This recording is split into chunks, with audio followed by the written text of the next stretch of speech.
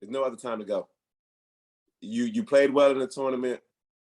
Like, there's nothing else. Look, just go. Because if you come back and you don't have a successful, yeah, exactly. Yeah, you might get some good NIL money, but you're not getting the same chance you have now. Like you got to go.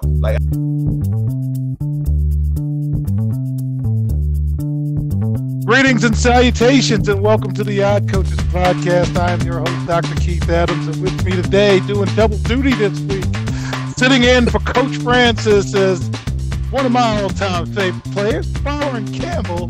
Byron, how are you doing on this Throwdown Thursday edition of the Odd Coaches Podcast? Man, I'm doing well, man. Thanks for having me on. All right, so we're going to talk about differing paths to the NBA, collegiate conference leadership, and changes in the football recruiting calendar. And following in your new roles, these are things you are well aware of. So let's start. The NBA Draft Combine will be held May 15th through 21st in Chicago. The draft is June 22nd, and there's just a lot of ways to make it to the league now. Let me tell you about California high school guard A.J. Johnson. He is a projected 2024 NBA draft lottery pick, and he decommitted from Texas and signed with the, I'm going to try it, Illawarra Hawks of the National Basketball League in Australia. You may remember that I believe it was Lonzo Ball or maybe LaMelo Ball who played in the NBL, because the NBL in Australia has what is called the Next Stars program, and he is already being represented by Bill Duffy of WME basketball, and he's projected to be a lottery pick. So what do you think about that decision, Fowler, going down to the NBL? I don't know. I think this has to be more personal, only because you can make money in college now. Yeah. Or you can go to OTEs and make, it's all these different ways you can make money. It just have to be, strictly going to Europe or Australia or wherever it is. I think this is personal. I'm assuming Texas was going to give him some money as well. I'm assuming Texas was going to do something too. That's what I'm saying. I don't understand why he decommitted, but again, maybe personal reason. Maybe he wants to go out there with the family and then have a vacation. Australia is very nice. Exactly. You can get to the league playing in the NBL. Exactly. You'll experience, believe me, a different culture. Exactly. They tell me they treat you very well. They do. You don't have to go to class. You don't have to do a lot of things. You are a professional, and you're playing against professionals. You're going to play against NBA scouts every night. You're going to be seen. But yeah, man, that's a long flight. But all right. Good decision or bad decision in your opinion? So I'm going to give you some college players who have decided to forego the rest of their eligibility and go in the NBA draft, starting with UConn star Adan Sanogo. He is entering the NBA draft after being voted the most outstanding player in the Final Four. Third team All-American. But, sir, he is not among CBS Sports' top 50 draft prospects, and he will need to shed the label of traditional big. 6'9", not a bad shooter. What do you think about that decision? And again, CBS Sports said he's not top 50. I agree that he does have to shed that light of, being a traditional big. He's 6'9". These guys in the NBA 6'10", stronger than him. So I get that, but there's no other time to go. You played well in the tournament. There's nothing else. Look, just go. Because if you come back and you don't have a successful, yeah, exactly. You might get some good NIL money, but you're not getting the same chance you have now. You got to go. Okay. I like that Hawkins left. You know what I mean? He could have easily came back, but he had a great tournament. Yeah. Time to go. Okay. But Hawkins is a projected late lottery pick, and he's projected to not even be in the top 50. Whew, not top 50? Wow. Again, let me get the quote correct. I want to make sure he is not among CBS Sports' top 50 draft prospects of the 2023 class. That's a tough one right there. He can go to workouts and play well. I don't know, but if I'm him, I got to go. Okay. All right. UCLA. UCLA freshman Amari Bailey will enter the 2023 NBA draft. Bailey is the number 42 prospect in the ESPN 100. He was all Pac-12 freshman, and he has a significant social media following. He's supposed to have excellent ball handling ability, and he caught the eyes of some NBA scouts late in the year, but he is the projected 42 ranked prospect in the ESPN Top 100. Good decision or bad decision in your opinion? Awful decision. Awful. Like, Okay. what you doing? Like, just come back. I'm sure you're getting NIL deals too. Come back, have a better year, and then, test the waters after that. But I mean, it should be no rush for these guys to go to the NBA. You know what I mean? Like with deals, and then we'll get to that segment later with the transfer portal, but it's no rush for these guys to go to the NBA. Come back, have a better year. Now, that's why I say with Sanogo, I mean, he won a championship. Yeah, he ain't got nowhere to go but down. Exactly. That's what I'm saying. So, like, you're already there. But with this guy, it's like, all right, well, with Amari, you can still build. You know what I mean? And you're still getting paid. There's no rush right now. Yeah. All right. Arizona junior Azulis Tubelis will enter the NBA draft. He is the number 68 prospect in the ESPN 100 and is not expected to return to college basketball. He is a 6'11" Lithuanian power forward, had a decorated 3 years in Arizona, first team All Pac-12 as a sophomore and junior, second team All American, and the go-to scorer on Arizona. What do you think, sir? I think he's making the right decision. Even if he doesn't get drafted to the NBA, he's Lithuanian. He's going to get money in Europe. Okay. So he's probably like, look, man, I've done 3 years here, done everything I could. Let's test the waters. If he has a shot in the NBA, okay, cool. If he doesn't, he'll be on the EuroLeague team in Europe making some good money next year. Good money. Yep. So okay. He is fine. All right. Arkansas guard Anthony Black is declaring for the 2023 NBA draft after emerging as one of the top freshmen in the country. All SEC freshman. Let's see what he got. He ranks number 10 in the 2023 NBA draft prospects ratings, according to CBS Sport. So what do you think? I like Anthony Black, actually. I think he's making the right decision. I think he'll be drafted. A lot of potential, 6'7", wing player. I mean, yeah, I think he's making a good decision. Okay. And finally, Cam Whitmore from Villanova announced that he's declaring for the NBA draft. He won Big East Freshman of the Year. He entered college as a number 11 overall prospect. And though the Wildcats finished 17-17 during that transition year between Jay Wright and Kyle Neptune, and he also had a thumb injury that kept him out, he played very well when he did play. Good decision, bad decision. What do you think, in your opinion? I think it's a bad decision. I really think he can have this type of year next year, and they'll actually be a better team. With Moore being out most of the season, earlier in the season, they came off to a bad start. So it's more so like, all right, look, having the numbers and also your team winning. You know what I mean? That helps with your draft positioning. So I think it's a bad decision on this one. All right. So fans, when we get back, we're going to have the same conversation with some coaching staffs and some of the moves that they're making. We'll be right back on the Odd Coaches Podcast. Why should student athletes use the CKA SAVE Project academic and athletic consulting services? Over the past 15 to 20 years, colleges, universities, professional sports teams, business organizations, and others have increased their use of consulting services to improve their decision-making processes and results. Over the same time, the athletic and academic landscape has changed for high school and college student athletes as the NCAA has raised initial academic eligibility requirements for student athletes while decreasing the number of transfer restrictions. Former college student athletes have noted that they were academic and athletically unprepared for the rigors of college. Let the CKA SAVE Project's close to 30 years of academic and athletic experience help guide student athletes to increase success as we work to help student athletes achieve the goal of obtaining a college degree.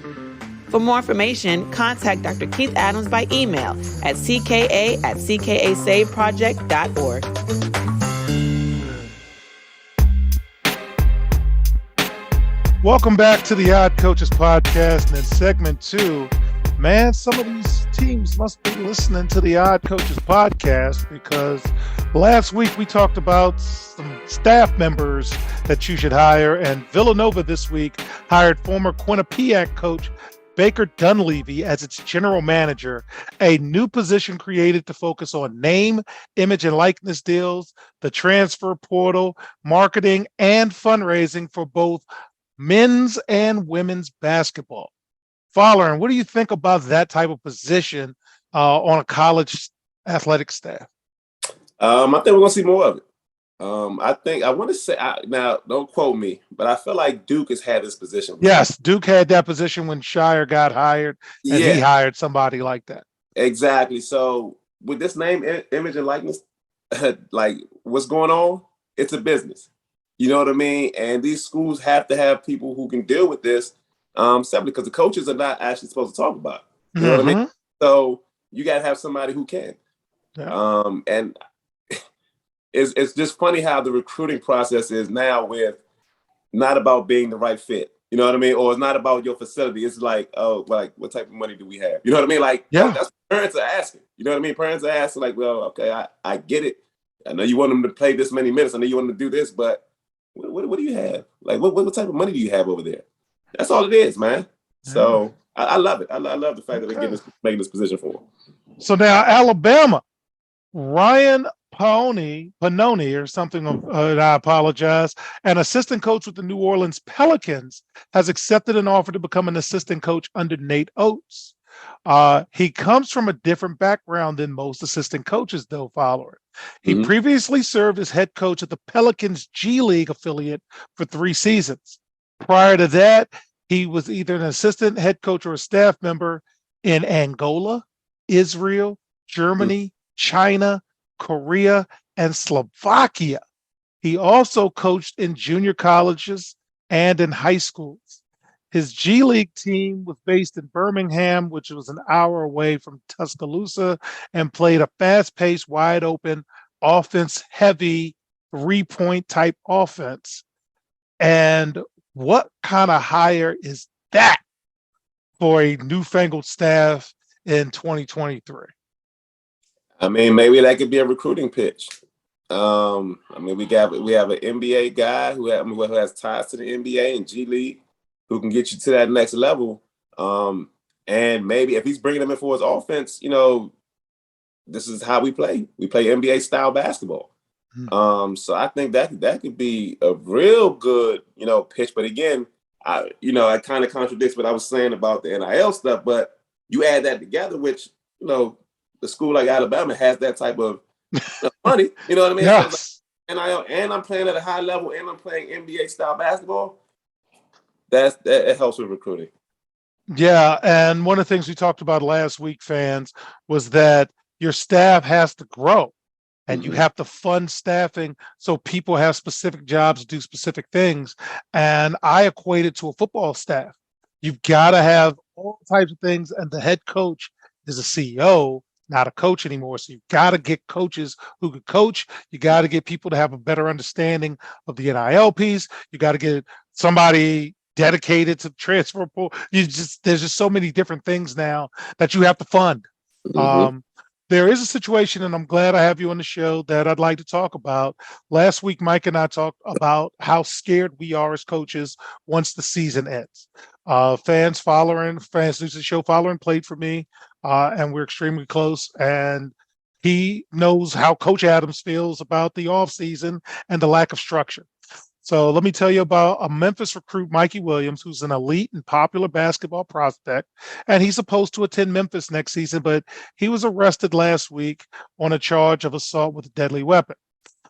San Diego Sheriff's Department said that Mr. Williams, who is the 34th ranked player in the ESPN Top 100, paid a $50,000 bond and was released. So what happened? According to the incident report, there was an argument at a home. Multiple people were asked to leave. 5 people got in the car, and as they were driving away, shots fired. So now the lawyers are involved. He's attained legal representation, and in part it said this altercation was initiated by several uninvited individuals entering the home and causing a disturbance. We ask that people appreciate the fact that Mr. Williams is an 18-year-old high school student. So please, no harassment or threats as we go through this I go through this process. So, following, what are your thoughts before we reiterate Tony Dungy's 5 rules? Yeah, I just don't understand why these young athletes put themselves in this position. I honestly, I don't understand why. You know what type of player you are. You know what attention you bring, and it's no need for you to be in these type of situations.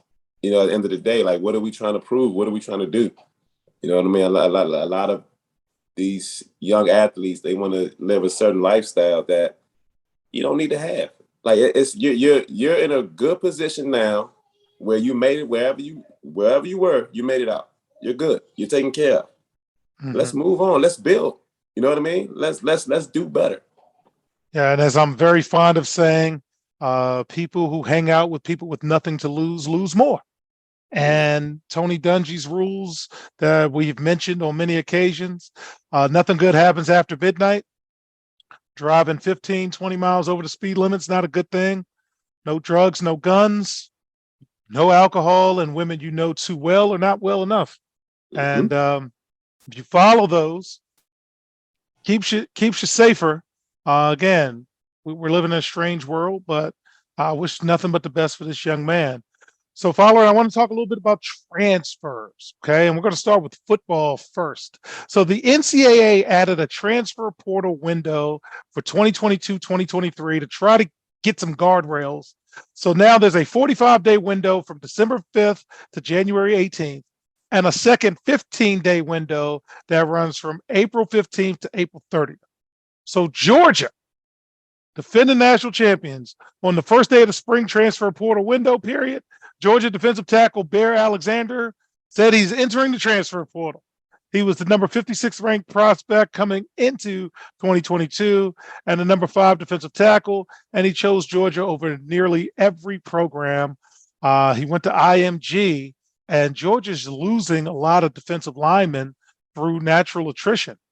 Any thoughts about that move at this time, in the process? This is like the 15-day window.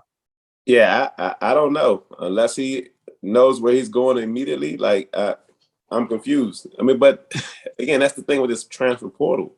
Everybody's entering the portal thinking they're just going to go somewhere else immediately. And it's a hit or miss. You know what I mean? You got more people entering the portal than there are scholarships. Yes. So somebody's going to be SOL. Musical chairs, and the chairs are going to stop, and you won't be there. Exactly. So one more football player, sir. Oklahoma State. Caleb Etienne, Oklahoma State's starting left tackle, announced that he's entering the transfer portal. He is one of 2 offensive players to start every game. He's a 6'7", 330-pound senior, and he was a junior college transfer in 2021. Oklahoma State has lost 16 scholarship players this offseason, but has signed 13 players out of the portal to replace them. What do you think about that move, sir? This kid's getting time and touches, and he's still leaving. Money must not be good out there. Hey, look, for him to be a starter and want to leave, like, I'm interested to see where he ends up going. But I mean, look, man, these guys, I told you, it's all about the money for them. Like, I get it. Education is supposed to be priority. But these guys, like, look, man, if you can't pay me, I want to go somewhere where I can get paid, and that's all it is. All right, so let's go to basketball, sir. St. John's. All right, guard Dennis Jenkins is following Coach Rick Pitino from Iona to St. John's, joining the Red Storm as a graduate transfer. Jenkins was the only Iona player to start all 35 games last year. He led the MAC in assists, and he ranked in the top 50 in D1. This will be the 4th college for Jenkins. He played his first 2 seasons at the University of the Pacific. 2021, 2022, he played at Odessa College, and last season he played at Iona. Rick Pitino's bringing in his point guard. What do you think, sir? I like it. Familiarity with the coach and the player, I love it. St. John's going to have some good NIL money. So I'm all for it, man. If he can play on that level and, compete and help St. John's do well, which I think Rick Pitino's a great coach. I think he would know he can help at this level. I'm all for it. Yeah. All right. And 2 for the women before we close this segment. We will not leave you out there. Duke, Celeste Taylor, the leading scorer for the Duke women's basketball team this past season, is the second starter from the team to enter the transfer portal as Cheyenne Day Wilson went into the portal. She averaged 11, 4, 2, and 2 for the Blue Devils, who finished 26-7, lost to Colorado in the second round. She also played her first 2 years for Texas before transferring to Duke, where she played the past 2 seasons. Because of the COVID-19 waiver, she still got 1 year of eligibility left. What are your thoughts, sir? I'm assuming she's going somewhere where she can get money. Like, I always assume it's about money. When you're in a situation where you're one of the best players, or you're a starter, or you're in a good situation and you end up leaving, I honestly don't even blame the coach sometimes. Like, if you were playing and say she was you started sitting you on the bench, you weren't playing as much, then I understand that. But if you're getting minutes, you're scoring, you're a lead on the team, and then you decide to leave, for me, it's only one thought. It's like, all right, look, I want to go somewhere where I can get some money. Well, I'm glad you say that, because we will close the segment with Louisville and Haley Van Lith, who starred for Louisville on the Final Four run and the Sweet 16 in 2023, has entered the transfer portal and is headed elsewhere to finish her college career. The school announced that she graduated in May with a finance degree. She's going to forego her final year at Louisville, and she is following a do not contact prospect. Okay. She's got 788,000 social media followers. She is, I believe, 4th among basketball players in NIL value. She's got deals with Adidas, Dick's Sporting Goods, among others. And she's in the portal. Any thoughts before we close this segment and get to the commissioner talk? Now, I'm starting to think she's going to go and try to team up with somebody. She's getting money.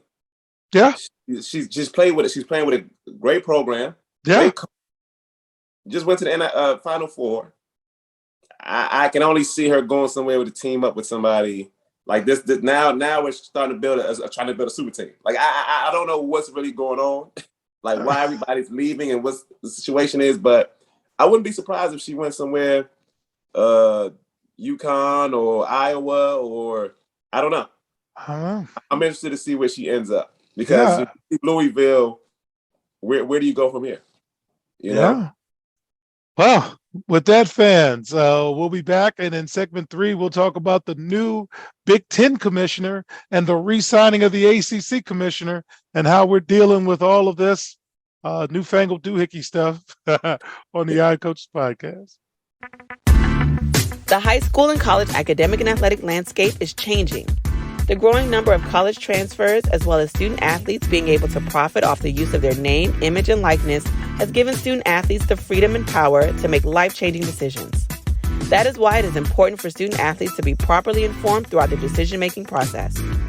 The difference between success and failure is often measured not by yards, but by inches, and even the most successful coaches and players use outside independent consultants to help improve their decision-making, which improves their results.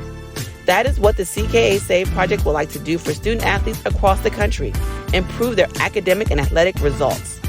Our academic and athletic consulting services assist student athletes with the college decision-making process. The CKA team of former high school and college coaches can provide student athletes an independent assessment of their academic and athletic skills to assist student athletes in their college decision-making process. Let the CKA team evaluate your academic and athletic ability to assist you in finding the right fit for your academic and athletic career. For more information, visit us on the web at www.ckasaveproject.org or schedule a free virtual consultation with Dr. Keith Adams by email and CKA at ckasaveproject.org. Welcome back to the Odd Coaches Podcast and segment 3. Let's get to the administrative side of college athletics. So first and foremost, staying put. ACC Commissioner Jim Phillips has agreed to a 3-year contract extension to remain with the conference through 2029. This contract comes as the Big Ten was looking at. Okay, so Phillips is formerly the athletic director at Northwestern. So he's an academic person, and he's hired by the ACC in 2020. And although the ACC has just a pretty poor television deal compared to everyone else, I think they are just very comfortable with keeping him in place through this changing landscape, because the ACC, I think, might be next up on the list because, again, their TV deal ends in 2034 or something like that. And Florida State, Clemson, a little mad at the money. And interesting. Fowler, any thoughts about the ACC keeping their commissioner in this changing time in college athletics? Yeah, I think you said it right. I think they're more just comfortable where they're at. I mean, obviously, there's other teams who feel like they can, should be getting more, but it's the ACC at the end of the day. It's not an SEC, conference. And they only had 5 teams in the NCAA tournament this year. Yeah, so it's hard to be like, well, we need to make a push for more, just with where they stand. So I think they're comfortable where they're at, and that's why they're not making them, much change. Yeah, should be interesting because Clemson's coming off a down season. North Carolina should be better, but SEC's dominant.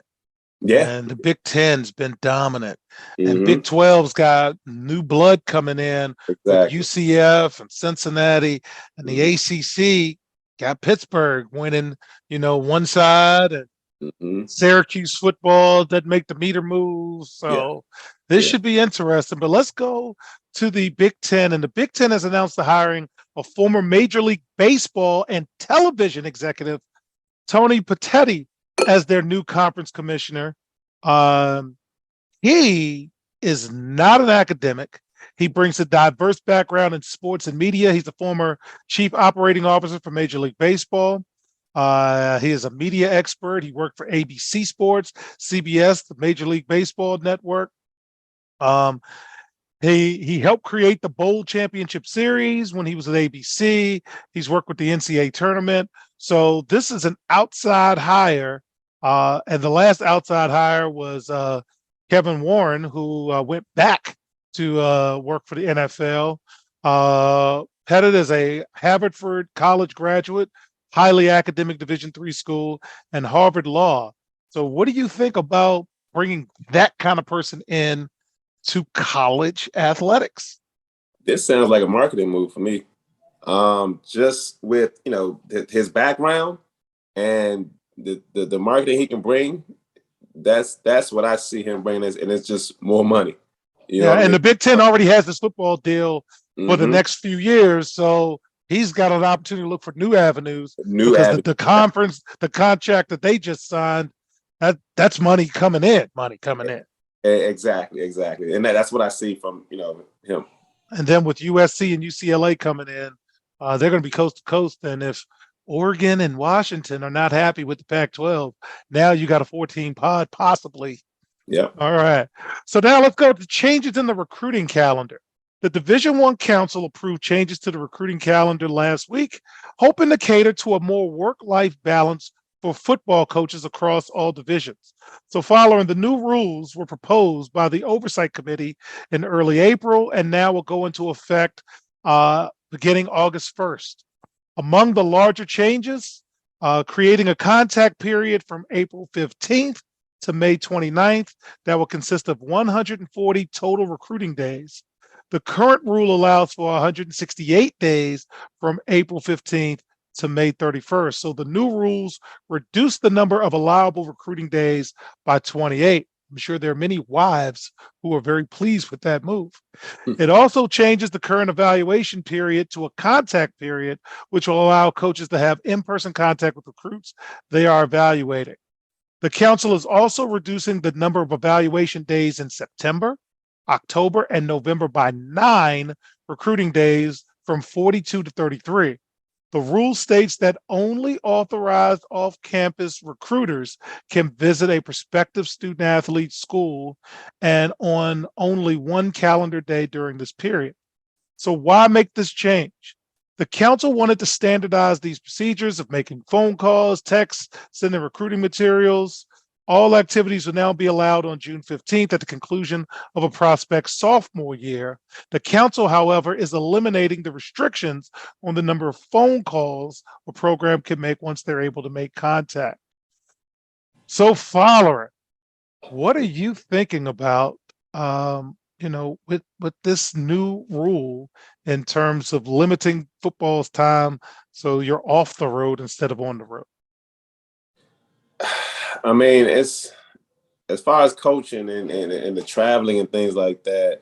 I mean, it gives them, I guess, more time to be with their current team. I'm not sure, but I know recruiting, especially on the basketball side, it's hectic, and you're only dealing with 15 players maximum. So as far as on the college, I mean, you got what, 40, 50 people on a I believe team? 85, sir. Oh my gosh. So 85, something like that. Mike's not here, but it ain't that. I believe there's 85.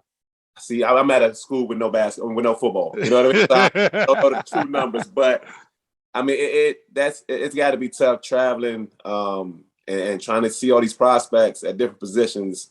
So I'm for it. Well, I am definitely for anything that helps with the work-life balance, because as we talked about last week with Bill Self having health issues in part due to the crazy lifestyle, in part due to my own health issues because of the crazy lifestyle that we live. And I'm a Division III coach, and I'm just trying to hustle like everybody else. Anything that can put some sanity to just the calendar. Now, again, people are going to be recruiting. People are going to figure out ways around it and all of that. Exactly. To try to at least put some, quote, guardrails on it to streamline the process, that will definitely help. But fans, as we close this, Fowler, thanks for sitting in this week for our Wednesday and Thursday edition. It's always good to talk to you, especially with your insight on the college process. So on behalf of my tag team partner, Coach Mike Francis, I'm Dr. Keith Adams saying thank you for listening and or watching the Odd Coaches podcast, and we will see you on the sidelines. Till next time, take care. The Odd Coaches podcast is sponsored by the CKA Save Project. The CKA Save Project is an industry leader in providing student-athlete academic and athletic support. From assessing student-athletes' academic and athletic skills, to measuring and monitoring student-athlete academic progress, to improving student-athlete time management and organizational skills, the CKA Save Project provides wraparound services for student-athletes from middle school through college. For more information, visit us on the web at www.ckasaveproject.org or schedule a free consultation with Dr. Keith Adams by emailing cka@ckasaveproject.org. We hope you enjoyed today's show. The Odd Coaches podcast drops new episodes every Tuesday through Friday on most weeks. Make sure you subscribe to the Odd Coaches podcast on Apple Music, iHeartRadio, Podbean, Spotify, and YouTube. Follow the Odd Coaches podcast on Twitter and Instagram at Odd Coaches. Follow Dr. Adams on Twitter and Instagram at CKA Save Project. In addition, follow Coach Mike Francis on Twitter and Instagram at Coach Franchise, spelled Coach FRANCHIZE. For more information about the CKA Save Project, please visit them on the web at www.ckasaveproject.org. See you next time on the Odd Coaches podcast.